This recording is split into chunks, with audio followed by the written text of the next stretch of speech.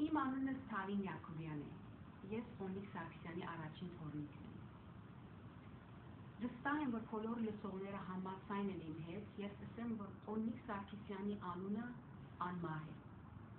Եվ ոչ անիմաստով, որ ինքը գոյատևե իր զավակներով կամ թոռնիկներով, այլ իր բարեկամները, զանոթները, աշակերտները և ընկերները միշտ ու միշտ կհիշեն զուր, նույնիսկ 25 տարի վերջ, իր հիշադակը անմար կպահեն։ Երևի միշտ գիտեի այս հետաքրքիր իրականությունը, բայց 2 տարի առաջ, երբ նշանակվեցա Հոփենետմենի Ամերիկայի արևմտյան շրջանի ատենաբեդուհին, վերանորոգվեցավ այս հասկացողությունը, և մեծ հայրս, մեծ բաբաս, դարձավ ձևողմը իմ գործընկերը։